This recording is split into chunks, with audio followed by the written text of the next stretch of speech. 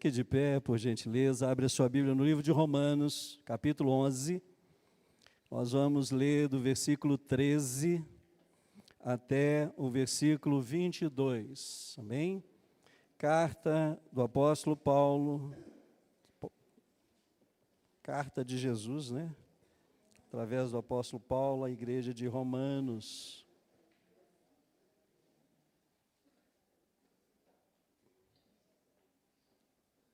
Amém? Todos acharam? Domingo de manhã é mais corrido, né, irmãos? Então, não podemos perder tempo. Bem? Aquele que, por gentileza, puder ficar de pé, Romanos, capítulo 11, do versículo 13 até o versículo 23.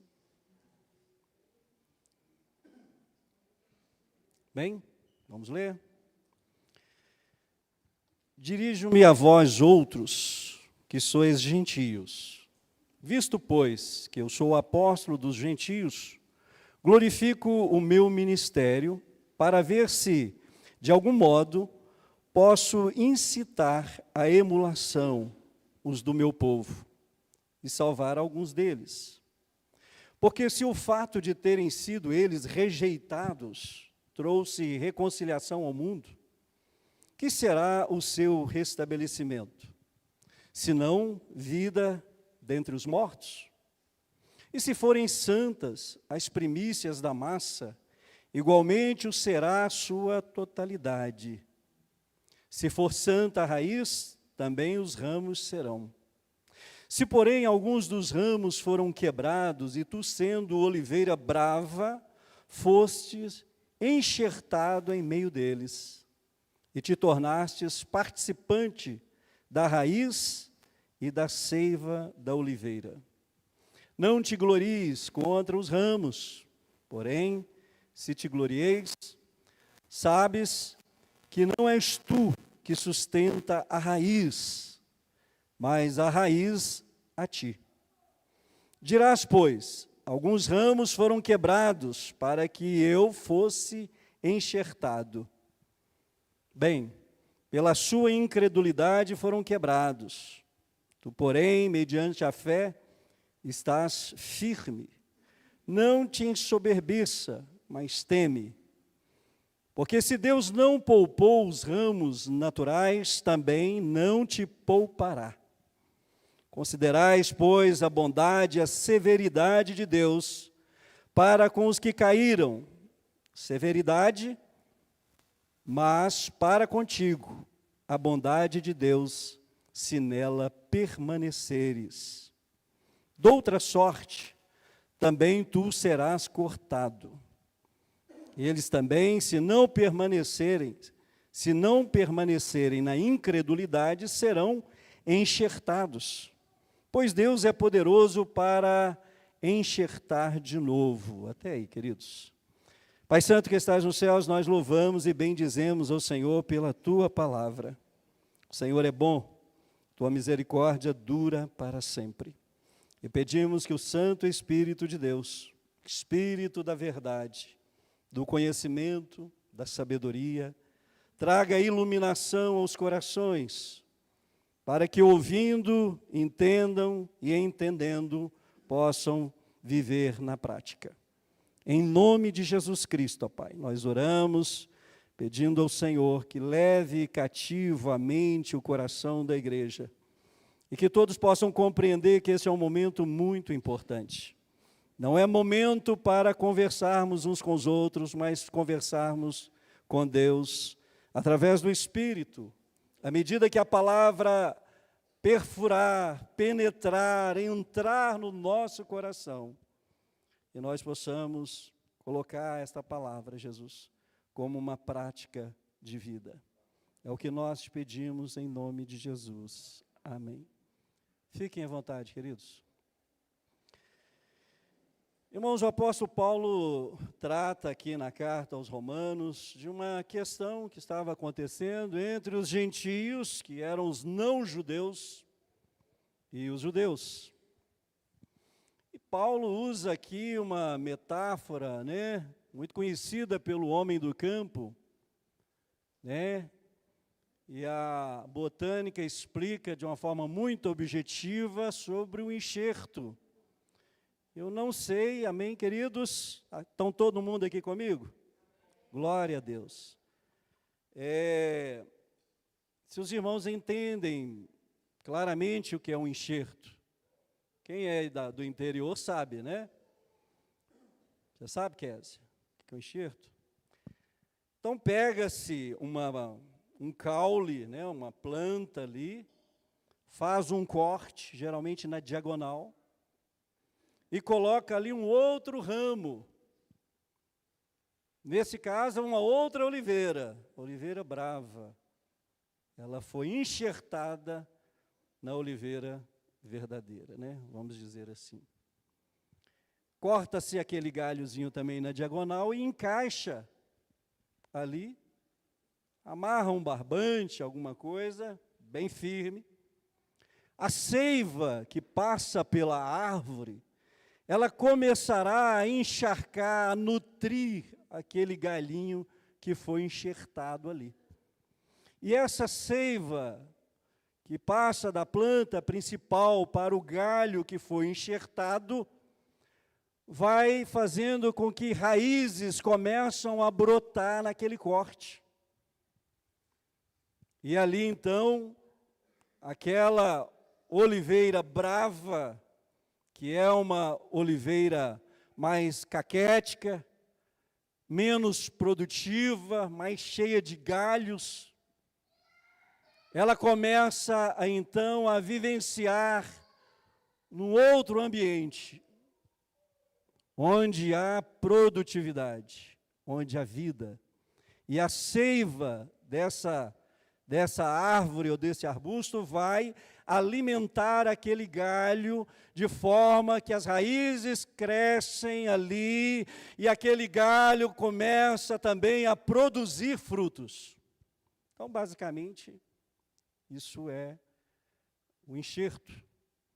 E Paulo usa desse conhecimento aí da botânica para explicar como que os ímpios entraram na graça.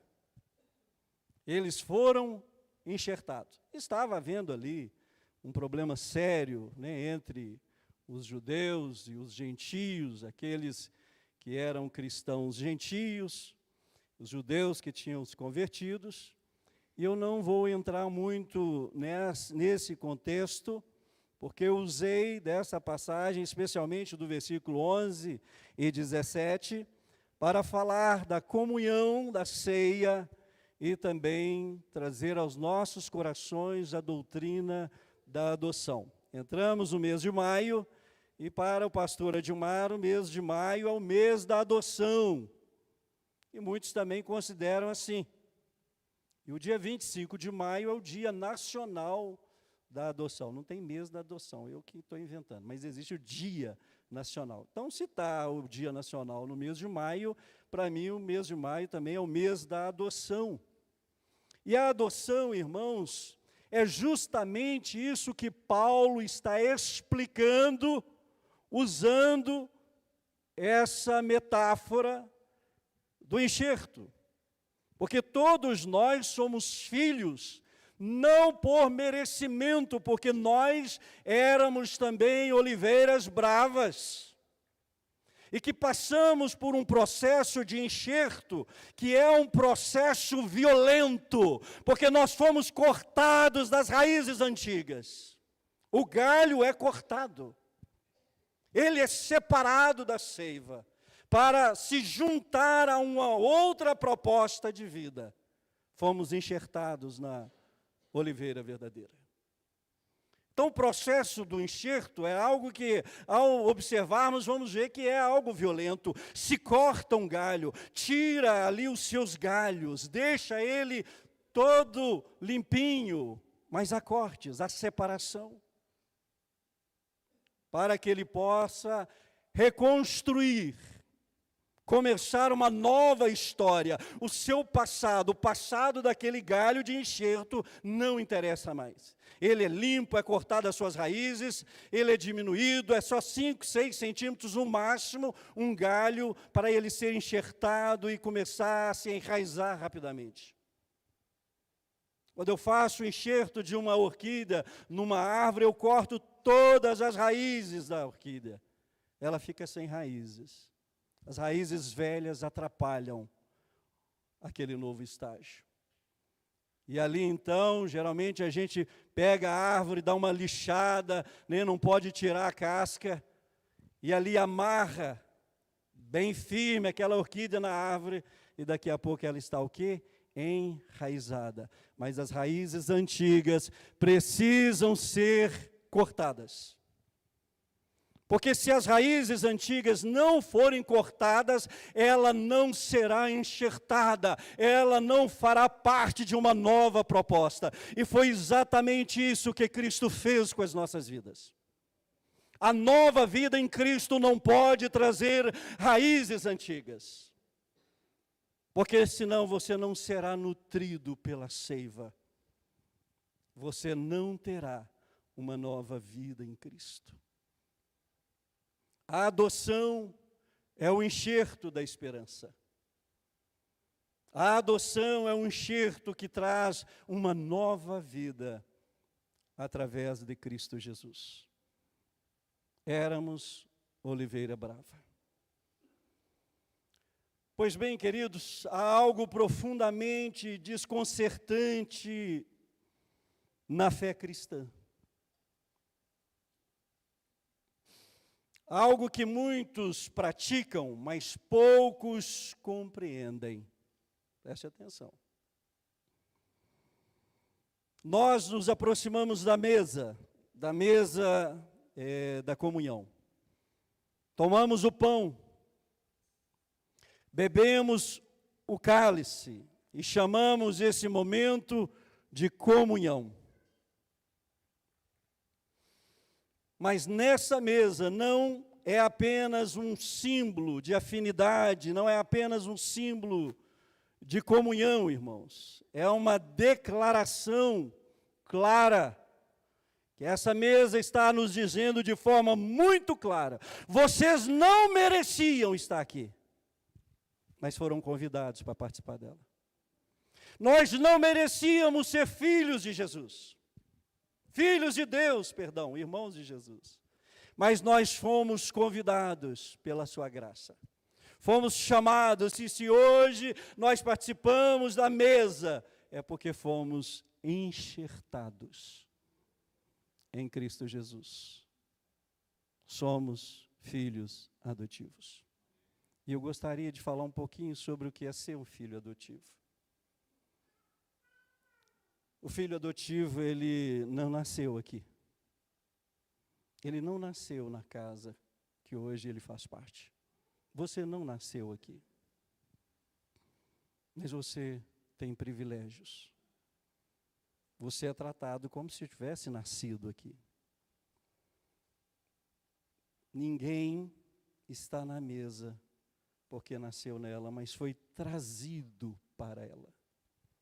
Foi convidado a fazer parte da mesa.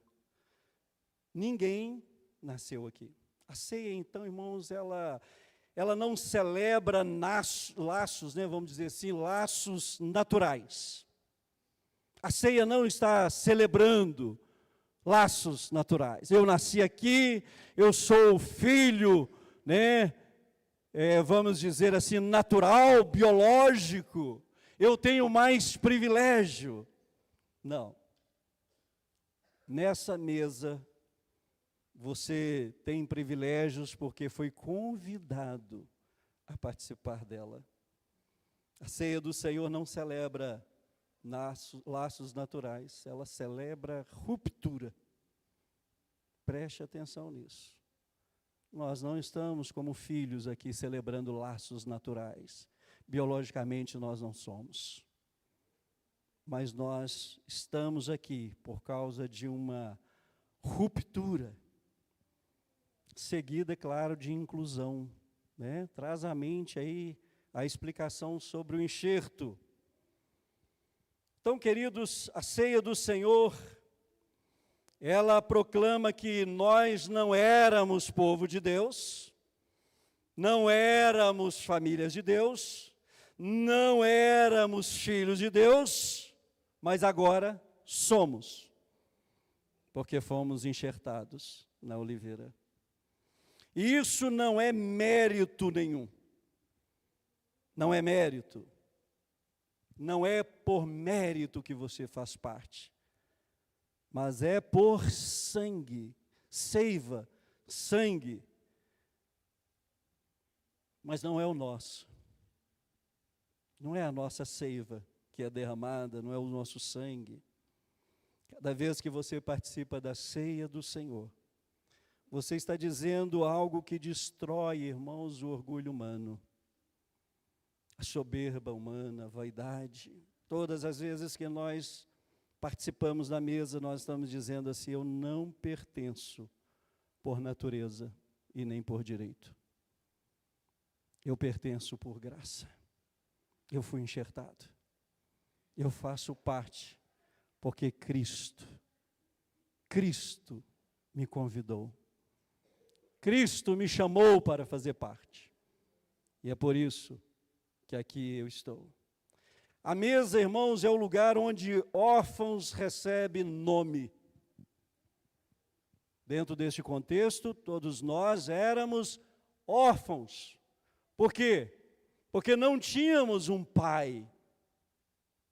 Éramos órfãos. Estávamos cortados. Mas Ele nos enxertou. Então, queridos, a mesa é o lugar onde órfãos recebem nome, onde miseráveis recebem uma herança. Amém? Onde pecadores recebem uma filiação. Nos tornamos filhos. E a mesa do Senhor nos remete a isso. É exatamente o que Paulo escreve aqui, irmãos. Tu, sendo oliveira brava, fostes enxertados. Antes da mesa havia distância. Antes do cálice, antes do sangue derramado, havia condenação. Antes de termos essa comunhão, havia orfandade. Estávamos órfãos de pai. Estávamos órfãos de família de Deus. Pois bem, aqui está a verdade que muitos evitam. Primeiro, que a adoção custa sangue. Não é fácil. A adoção não é fácil. Custa sangue. Traz sofrimento. A cruz não apenas perdoou os nossos pecados, mas ela encerrou a sua antiga linhagem. Aqui é a ruptura. Quando eu coordenava um abrigo aqui na região do Barreiro, ali do lado do aquele colégio Santa Rita, nós recebíamos crianças semanalmente, cada criança com a sua história. Crianças que chegavam ali porque a polícia levou para o juizado, porque estavam sendo violentadas por um parente próximo, às vezes um irmão mais velho, às vezes uma pessoa bem próxima da família. Cada criança tinha uma história triste. Às vezes os pais, mãe, pai, usuários de droga, estavam presos e o juizado tinha tirado o seu poder pátrio e estavam ali, então, no juizado. E aquelas crianças, elas estavam à espera de uma mudança, de uma ruptura, de uma nova oportunidade. Nós Estávamos em situação parecida antes de Cristo. Estávamos traumatizados, escravizados e com a nossa cosmovisão de mundo totalmente ofuscada pelo pecado. Toda a adoção tem uma história triste por trás, mas uma nova história pela frente. E nós não podemos, em momento algum, esquecer de onde nós saímos. Eu sempre trago à memória quem era o Admar há tempos atrás e quem é hoje. Não porque tenho saudade do meu passado, mas para que o meu coração jamais perca a gratidão da nova vida que Cristo me deu. Olhar para o passado nesse contexto é viver uma vida grata a Deus, é valorizar a graça que nos foi revelada e entender o quão precioso é servir a Cristo e ter esse sentimento de filiação, de termos um Pai que tem cuidado das nossas vidas, que não nos abandona, que está sempre disposto a nos ouvir, que sempre nos corrige quando nós erramos. E é sempre abençoador, galardoador daqueles que o buscam. Pois bem, queridos, Romanos 11:17 não é uma metáfora leve, né? É uma revelação profunda de como Deus forma a sua família. Como Deus forma a sua família? Através de adoção, que é o enxerto. O que é uma adoção? Você pode explicar através da botânica. É um enxerto. Você pode visualizar esse processo dentro, né, dessa visão do enxerto. Então, a adoção não começa quando você acreditou, quando você creu, ela começa lá na eternidade, antes de você existir. Deus já havia decidido te chamar de filho. Olha só que lindo. Isso significa que você não é um acidente espiritual. Você foi planejado, né? Você é o quê? Um propósito eterno. Nós somos um propósito eterno. Irmãos, meditar nisso é algo maravilhoso. Eu sei que às vezes a gente fala as coisas aqui e nem sempre é entendido. Mas prestar atenção nesses detalhes é algo que alegra muito o nosso coração. Então, nós não somos como eu disse aqui, um acidente espiritual. Mas somos um propósito de Deus. A sua graça nos alcançou e fomos enxertados em Cristo Jesus e hoje nós somos filhos de Deus. Talvez alguns aqui pudessem ser conhecidos, assim como eu, no passado, como um drogado, um viciado, ou uma mulher ali que é prostituta, que é isso, que é aquilo outro, mas as nossas raízes com o passado foram cortadas. O Senhor nos limpou, tirou os galhos improdutivos, secos, que nos atrapalhava a vivenciar essa experiência. E nós, então, fomos cortados, enxertados. E a seiva trouxe nova vida em Cristo Jesus. Este é o mesmo processo da adoção. Que coisa maravilhosa. Então, irmãos, a adoção é um decreto eterno, divino, que começou lá na eternidade. Lá na eternidade. Antes de você existir, Deus já havia decidido. Isso significa, irmãos, esse propósito maravilhoso de Deus para com as nossas vidas. Que às vezes nós negligenciamos. Ou às vezes não entendemos o que Deus fez em nossas vidas. E vivemos uma vida cristã medíocre. Medíocre é mediana, Não é uma vida, né, de plena comunhão e alegria. Às vezes, uma vida religiosa. E muitos até esquecem, em determinado momento, que é um representante de Deus, um embaixador de Cristo, alguém que foi enxertado, que não merecia, e hoje tem o privilégio de ser chamado filho de Deus. A nossa história, o nosso testemunho, tem muito a ver com a compreensão que nós temos da graça de Deus. Porque se não entendermos bem o que é a graça, o seu valor, nós teremos essa graça, esse sacrifício de Jesus como algo barato. Nós não entenderemos com a profundidade e entendimento que nós precisamos entender o que é sermos filhos de Deus. É algo muito precioso. O enxerto, irmãos, é uma graça que rompe, né? Que faz crescer.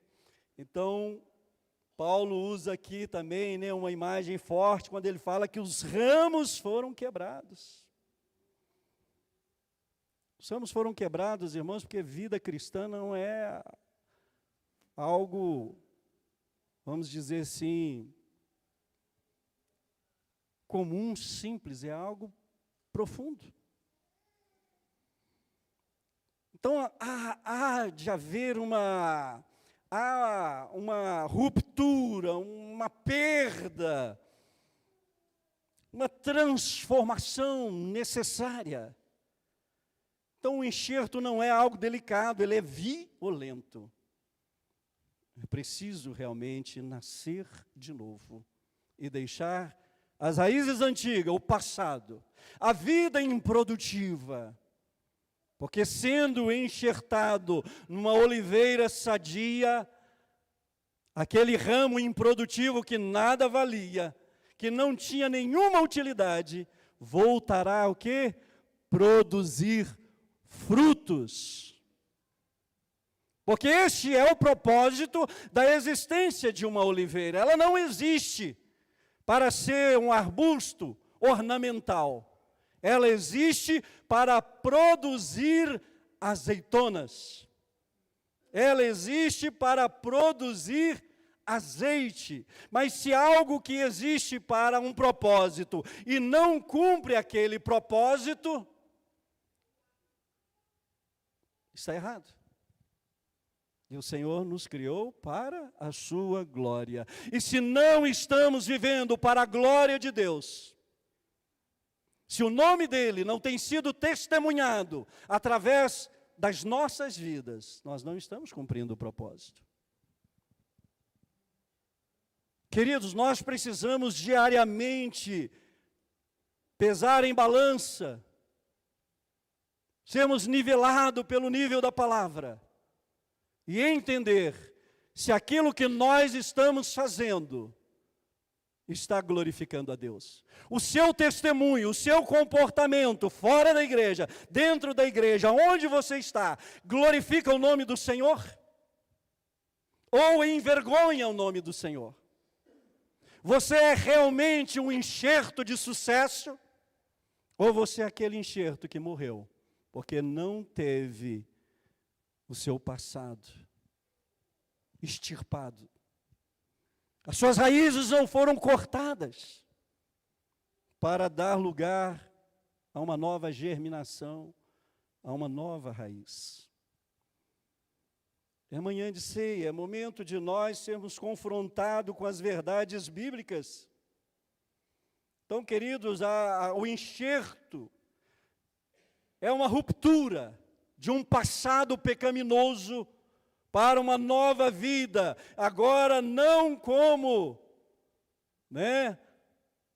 alguém improdutivo, mas de uma nova vida em Cristo Jesus. Então, queridos, enxerto exige um corte, uma ruptura, uma perda, porque ninguém é enxertado sem antes ser separado da sua raiz pecaminosa, do seu passado. É necessário nascer de novo, é necessário novas raízes. E é isso que Jesus fala aqui, né? Isso que Paulo fala aqui no livro de Romanos. Sobre o enxerto. O Evangelho não melhora a sua vida velha. O Evangelho tem gente simpatizante, mas ele vem na igreja, ele participa do culto, ele se sente bem no culto, mas ele não deixa o pecado, ele está agarrado às suas raízes velhas, improdutivas, ele não consegue romper na sua vida espiritual, porque ele não largou aquelas raízes que já estão podres, improdutivas, secas. Evangelho é nova vida.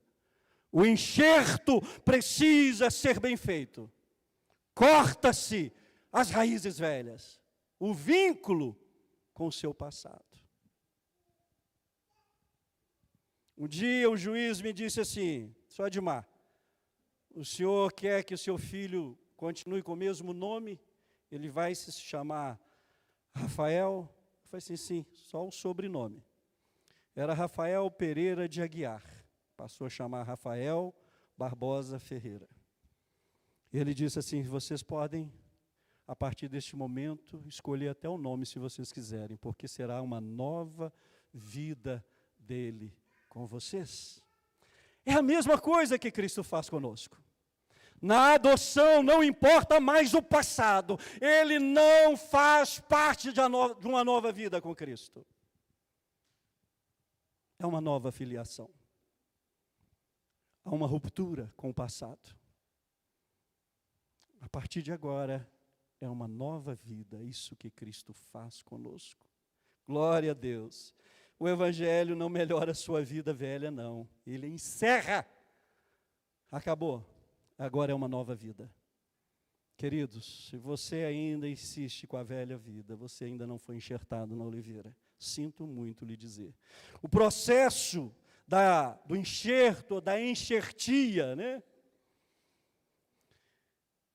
É algo que é uma das imagens mais profundas, irmãos, sobre novo nascimento, sobre nova vida em Cristo, sobre uma nova história. O ramo é cortado, ele perde a sua origem, perde a sua fonte, perde a sua identidade anterior. Espiritualmente, isso aí é a morte do velho homem, do velho ser. Segundo, a árvore é ferida. Onde vai ser feito o enxerto, há um corte naquela árvore.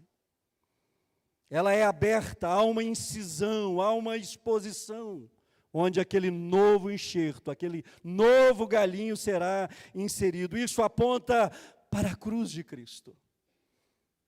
Cristo ali foi ferido, para que nós tivéssemos lugar, para sermos enxertados nele. O sangue de Jesus teve que ser derramado, para que pudéssemos ser inseridos nessa família. Assim como a árvore derrama a sua seiva para receber o enxerto. O sangue de Jesus Cristo foi derramado em favor das nossas vidas. O ramo estranho é inserido na árvore. Um corpo estranho. Ele não pertence ali, ele não tem direito natural, mas o agricultor decide inseri-lo. Isso é graça de Deus. Nós não merecíamos, mas o Senhor, ele resolve nos inserir em seu corpo, através do enxerto. E passamos a ser filhos. Isso é graça, irmãos. O enxerto fala sobre a cruz, sobre o sofrimento, e fala sobre a graça de Deus. Olha só que coisa linda. A seiva começa a fluir e a vida é o quê? Compartilhada, porque aquele ramo que foi cortado, ele não tem nada para oferecer, mas ele é colocado ali naquela árvore e a seiva é compartilhada. A seiva é a vida, é o sangue de Jesus Cristo, a vitalidade da igreja, que produz vida, que transformou as nossas vidas, que abriu a porta da graça. teve que haver derramamento de sangue para que hoje fôssemos considerados filhos de Deus. Aleluias! A união acontece quando a seiva começa a fluir e a vida é compartilhada. E agora? O ramo vivo. O ramo começa a brotar, sair raízes, sair broto na sua parte superior. E vem aquilo que é a coroa desse processo. Sabe o que é, irmãos? O fruto aparece. O fruto. Não por esforço, olha só, mas pela vida da raiz. Sabe o que é isso, irmãos? A vida da raiz, a seiva, o Espírito de Deus. Sabe por que ele nos leva a produzir? Isso se chama, é o processo que se chama de santificação. Ninguém produz frutos sem a santificação.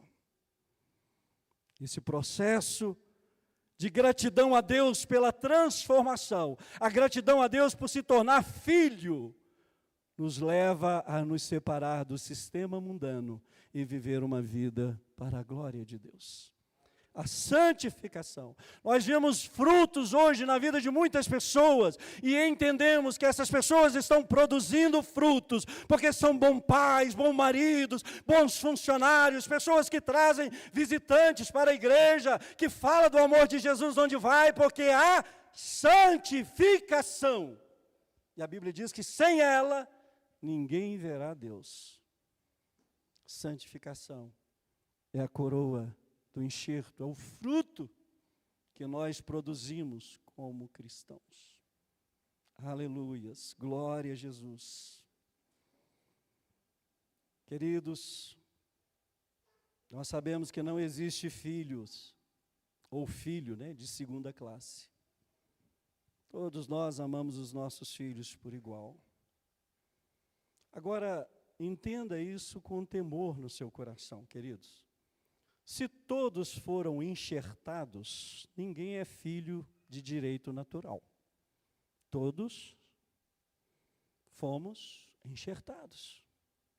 Logo, não existe filho de segunda classe, filho de consideração. Quando eu adotei meu filho, meu pai falou algo, pessoa do interior, muito simples. Ele olhou para mim e disse assim, olhou para o Rafael, ele gostava muito do Rafael, já faleceu. Também é muito fácil gostar do Rafael. Aí ele disse, esse é o menino que você cria? Aquilo não soou bem ao meu coração, eu disse, não, pai, este é o meu filho. Ele agora carrega o nosso nome.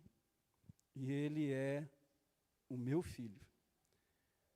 E aí, com o tempo, ele foi entendendo, porque antigamente as pessoas achavam que o filho adotivo era cidadão de segunda classe. Ah, o filho que ele cria. Fulano cria um filho. Cria um menino. É filho, mas é filho de consideração, não é biológico.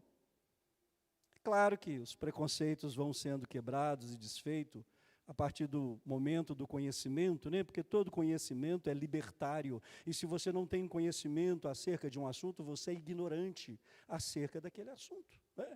Eu sou ignorante quanto à questão, por exemplo, da medicina. Nunca estudei. A partir do momento que eu estudar, compreender, essa ignorância ela é liberta, Conhecimento é libertário. E é importante nós entendermos, irmãos, que o mesmo processo que Deus fez em nós, nós podemos fazer também de enxertar na nossa família um galho, um ramo que está separado da árvore. Pois bem, na família de Deus não há nenhuma diferença, nenhum cidadão ou filho de segunda classe. Não existe isso. Não são apenas palavras erradas isso, irmãos, mas são uma teologia equivocada. Porque na família de Deus, ou há vida na mesma seiva, ou então não há vida nessa seiva. E nós sabemos que na seiva, o Espírito Santo de Deus, a vida. Então não existe aqui, irmãos, cristãos de segunda classe. Somos todos filhos de Deus. Somos todos filhos que entendem o processo da adoção, para que sintamos não só como filhos, mas como filhos privilegiados. Privilegiados. Quando o Rafael veio morar com a gente, logo no início do processo de adoção, eu dei para ele a chave da casa. Eu disse, olha, essa casa agora é sua também. Você tem o direito, você conquistou o direito de andar com a chave da casa. Você tem um endereço, você tem uma casa. A mesma coisa que Deus faz conosco, irmãos. Nós não merecíamos. Éramos estranhos, como você dá a chave da sua casa para um estranho entrar. Mas em Cristo somos enxertados e passamos a ter privilégios, conquistados por Cristo Jesus na cruz do Calvário. Ele que nos dá este privilégio. Irmãos, vamos agora ser honestos aqui. Muitos querem filhos ideais. Não é isso? Alguém me procurou, pastor, eu queria um filho assim, assim, assim, assim. Eu falei assim, não, isso você está querendo o ideal. Não existe ideal, existe o real. Ideal é o projeto que nós fazemos, a gente quer aquilo ali, existe a realidade. Se filhos naturais dão tantos problemas para os pais, os adotivos não darão? Não é isso? A perspectiva aqui nossa, humana, dizendo. Então, queridos, nós precisamos entender que se Deus adotou filhos improváveis, pecadores, cheios de defeitos, éramos improváveis, irmãos, não merecíamos tamanha graça, mas Ele olhou os nossos pecados, Ele escolheu, não vou querer a Beth é demais, não tem condições de ser minha filha. Será que Deus usaria isso para conosco, irmãos? Ele pegou os mais improváveis, vamos dizer assim, né? E nós queremos controlar. Deus demonstrou graça e às vezes nós queremos demonstrar critérios. Olha só. Às vezes você quer critérios, mas Deus está demonstrando graça. Entender isso é muito importante, irmãos. Não escolhemos com critérios. Nós escolhemos com critérios, mas Deus escolheu pela sua misericórdia. Amém? Eu quero chamar a equipe de louvor aqui. Quero chamar os diáconos, por gentileza. Nós precisamos entender quando Paulo fala aqui sobre esses ramos secos que precisam ser quebrados. É sempre o Espírito Santo de Deus nos fazendo lembrar a razão da nossa existência, de vivermos uma vida vigorosa na presença de Deus, uma vida cheia do Espírito, uma vida cheia da graça. Voltando à mesa, irmãos, quando você toma o pão, lembre-se que houve uma ferida. O corpo dele foi partido, assim como nós partimos o pão. Quando você tomar o cálice, lembre-se que houve sangue. E quando você está aqui, lembra-se que houve uma adoção. Você faz parte da família de Deus. Você não está aqui por direito. É bom que se lembre sempre disso. Você está aqui pela graça de Deus, pela sua infinita graça e misericórdia. Ele te enxertou na oliveira, para a glória de Deus. Então eu te pergunto, querido, você tem vivido como alguém que foi adotado? Há essa gratidão no seu coração? Há esse desejo incessante em louvar, em adorar, em exaltar a Deus? A alegria de estar reunido com seus irmãos, com a sua família, na mesma condição que você, porque todos foram adotados? Você tem a alegria de sentar à mesa, um lugar que não era seu. Lembra de Mefibosete? Aquele jovem aleijado, aquele homem que foi abandonado, excluído da sociedade e é convidado por Davi a sentar junto com seus filhos. A honra e a alegria que é de fazer parte do corpo de Cristo. Irmãos, falta alegria na igreja quanto a isso. Quando nós percebemos os bancos vazios dessa igreja, nós entendemos que o povo cristão, os filhos de Deus, não tem honrado esse Pai, que pegou os improváveis, que trouxe lá da sarjeta e os transformou em filhos. Não vemos muito alegria do povo, às vezes, em estar na casa do Pai, em poder participar da mesa do Pai. A religiosidade tem apagado a gratidão de muitos. De fazer para o Senhor, com excelência, com alegria e com gratidão. Você ama? Quando alguém te constrange, você continua amando, cumprimentando, abraçando da mesma forma? A vida cristã não é fácil. Os nossos irmãos, muitos deles, precisam ainda de ajuda. Precisa de amparo. Uma família unida, ela não abandona.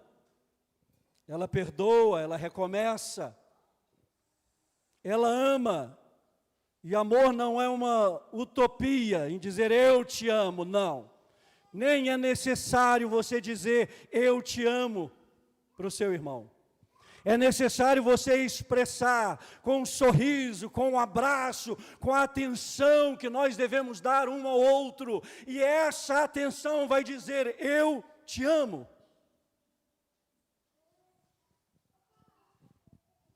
A igreja não é um clube social, onde você entra e sai sem cumprimentar ninguém.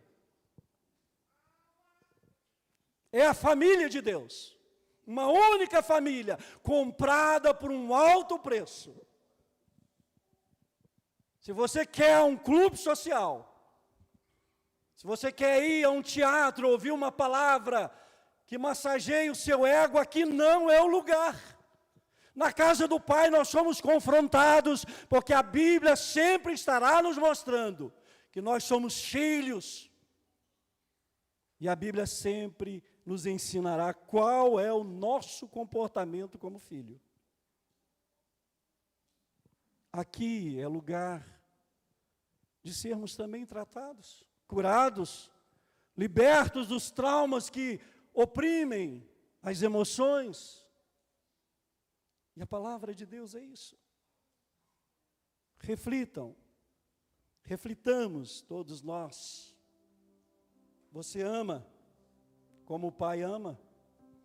Ou ainda carrega aquela mentalidade de órfão, de abandonado, de sozinho, de quem nunca saiu da sua antiga raiz?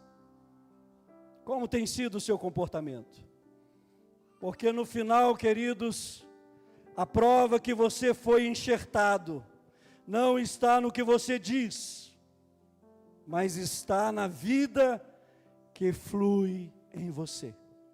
Aí está a prova de que você foi enxertado.